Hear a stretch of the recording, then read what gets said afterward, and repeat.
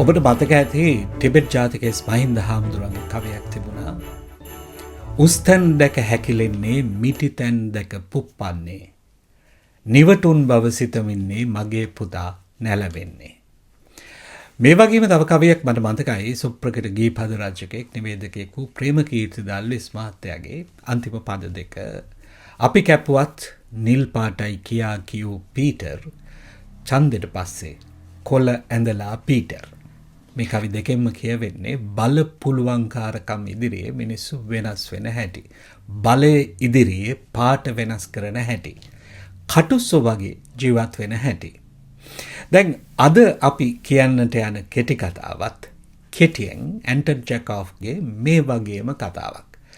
බල පුළුවන්කාරකම් ඉදිරියේ තමුන්ගේ පාට හැඩය ස්වරූපය වෙනස් කරන නිලධාරියෙක් පිළිබඳව. මේ කතාව ද චැමිලියන් නැමැති කතාව.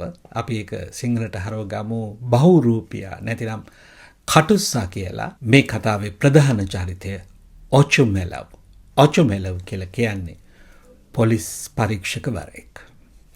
කතාව පටන් ගන්නේ නගරයේ වෙළඳපොළ මැද්දෙන් ඔචුමෙලව් එනවා ඔහුගේ සහායකයාත් එක්ක.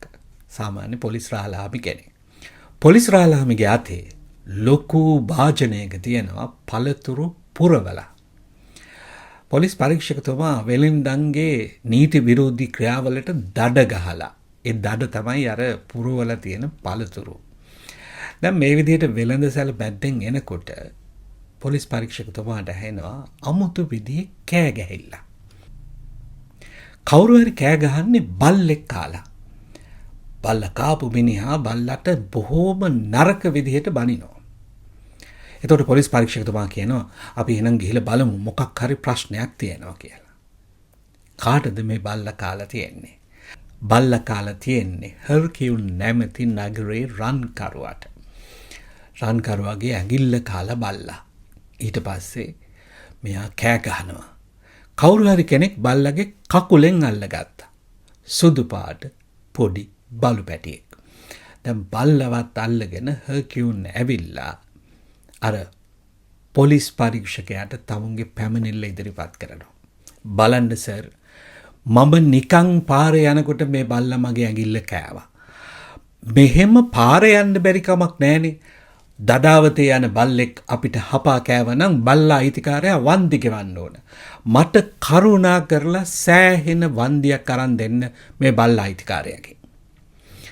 දැන් මේ පැමිණිල්ල කළාම පොලිස් පරීක්ෂකවරයාත් බල්ල දිහා බලලා මුට වෙඩි තියලා දාන්න ඕන. දඩාවතේ යන බල්ලෝ පොඩක් ඉන්නවා. මම මේක විමර්ශනය කරලා බලන්න ඕනේ. හොයාගන්නවා මේ බල්ලගේ අයිතිකාරයා. බල්ලගේ අයිතිකාරයා හොයාගෙන නිදහසට කරුණු අහලා ඒවා ලියාගෙන අපි මේ පිළිබඳව නීතිය ක්‍රියාත්මක කරන්න ඕන. මේක ලේසියෙන් අරින්නේ නැහැ. මේ බල්ලට වෙඩි තියලා දාන්න ඕනේ. දැන් පොලිස් නිලධාරියාත් බල්ලා දිහා කෝපයෙන් බලාගෙන කෑ ගහනවා. මේ වෙලාවේ කවුද කියනව ඇහුණා ඔය බල්ලා ශිගාලෙව් අර ජෙනරාල්තුමාගේ. මේක ඇහිච්ච ගමන් පොලිස් පරීක්ෂකතුමාගේ ඇස් උඩ ගියා. එයා හුස්මක් ගත්තා. කෝට් එක ගලවලා සහායකයාගේ අතට දුන්නා. පොඩ්ඩක් මේ කෝට් එක ගන්නවා. හරියට රස්නේ. කාගේද මේ බල්ලා කිව්වේ? ජෙනරාල්තුමාගේද? මම නම් හිතන්නේ මේ බල්ලා නිකන් තමුසෙට කෑවේ නෑ. තමුසේ ඕන් නැති තැන්වල ඇඟිලි ගහන්න යන්නේ නැති. එතකොට අර බල්ලා කාපු රන්කරුවා කියනවා මම ලී කඩේට ගියේ ලීයක් ගන්න. ලීය ගන්නකොටම බල්ලා පැනලා මගේ ඇඟිල්ල කෑවා කියලා. එතකොට තව කවුරු හරි කිව්වා මේ මිනිහා සිගරට් එකෙන් බල්ලගේ නහය පිච්චුවා. ඒකයි ඔය කෑවේ. දැන් පොලිස් පරීක්ෂකතුමා සම්පූර්ණයෙන්ම වෙනස්. මේක තනිකර තමුසෙගේ වැරද්ද. පාරේ යන අහිංසක බල්ලෙකුටවත් ඉන්න දීලා නැත්තේ තමුසෙයි. තමුසෙටයි දඬුවම් කරන්න ඕනේ.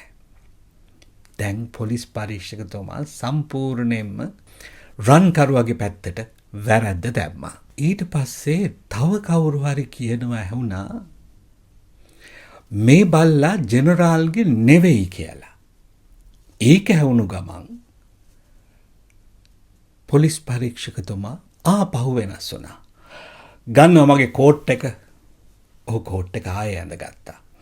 මේ බල්ලට විරුද්ධව නීතිය ක්‍රියාත්මක කරන්න ඕන. හොයාගෙන එනවා මුගේ අයිතිකාරයා. එහෙම නැත්තම් මූ මේ පාරෙම තියලා වෙඩි තියලා දාන්න ඕනේ. එතකොට තව කවුදෝ කියනවා ඇහුණා සමහර විට ඔක ජෙනරාල්ගේ වෙන්න පුළුවන්.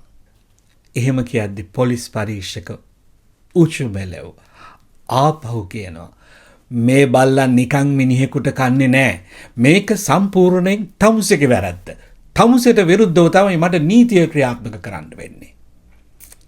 මෙහෙම කියද්දි ආයේ කවුද කියනවා ඔය බල්ලා ජෙනරාල්ගේ වෙන්න බෑ කියලා. ඊට පස්සේ පොලිස් පරීක්ෂකතුමා ආපහු බල්ලාගේ වැරද්ද කියන්න පටන් ගත්තා. බල්ලව මරලා දාන එක දැන් නම් අනිවාර්යයි වගේ.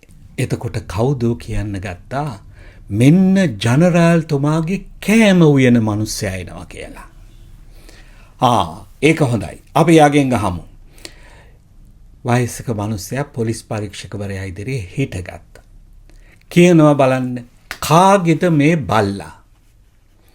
එතකොට අර කෑම උයන වයසක මිනිස්සයා බල්ලා දිහා බලලා කියනවා මේ වගේ නාටු බල්ලෝ අපේ ජනරාල්තුමාට නෑ.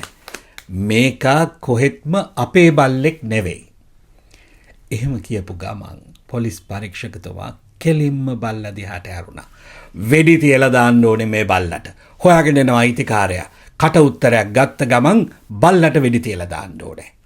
දැන් ආපහු කතාව සම්පූර්ණයෙන්ම බල්ලට විරුද්ධව.